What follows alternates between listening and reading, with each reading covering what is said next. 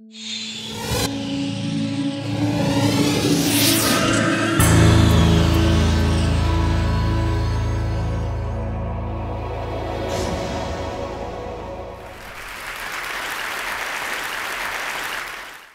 greatest irony in global health is that the poorest countries carry the largest disease burden.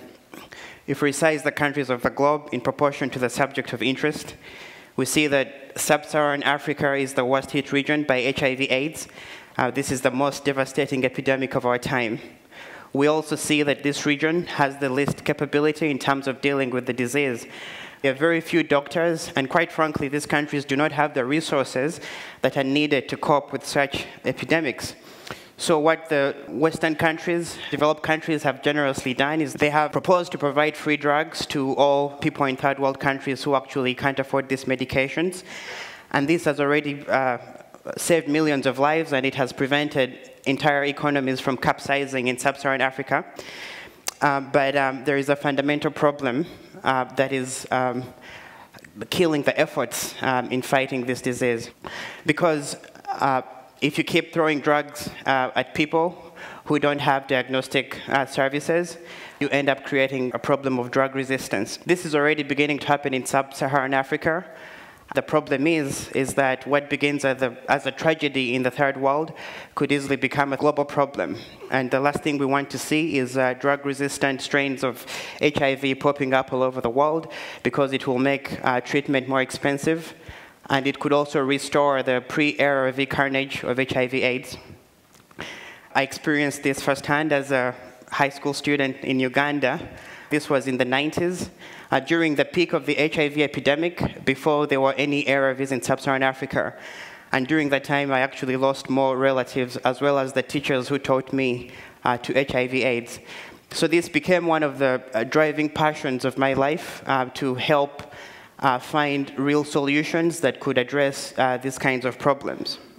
We all know about the miracle of miniaturization. Back in the days, computers used to fill this entire room, and people actually used to work inside the computers. But what electronic miniaturization has done is that it has allowed people to shrink technology into a cell phone, and I'm sure everyone here enjoys cell phones that can actually be used in the remote areas of the world, in the third world countries. The good news is that the same technology that allowed miniaturization of electronics is now allowing us to miniaturize biological laboratories. So right now, we can actually miniaturize biological and chemistry laboratories onto microfluidic chips. I was very lucky to come to the US right after high school, and was able to work on this technology and develop some devices. This is a microfluidic chip that I developed. A close look at how the technology works. These are channels that are about the size of a human hair. So you have integrated valves, pumps, mixers, and injectors, so you can fit entire diagnostic experiments onto a microfluidic system. So what I plan to do with this technology is to actually take the current state of the technology and build an HIV kit in a microfluidic system. So with one microfluidic chip, which is the size of an iPhone, you can actually diagnose 100 patients at the same time. For each patient, we will be able to do up to 100 different viral loads per patient, and this is only done in 4 hours, 50 times faster than the current state of the art, at a cost that will be 500 to 500 times cheaper than the current options. So this will allow us to create personalized medicines in the third world at a cost that is actually achievable, and make the world a safer place. I invite your interest, as well as your involvement, in driving this vision to a point of practical reality. Thank you very much.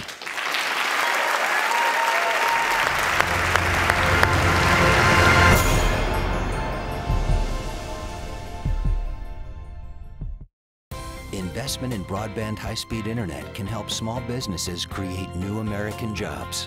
Small businesses are being formed, dreams are being launched, and at AT&T, we're investing billions to upgrade and build out our wired and wireless networks. Now is not the time to stall momentum or stifle innovation or investment. Jobs, dreams, and the future are at stake. AT&T, your world delivered.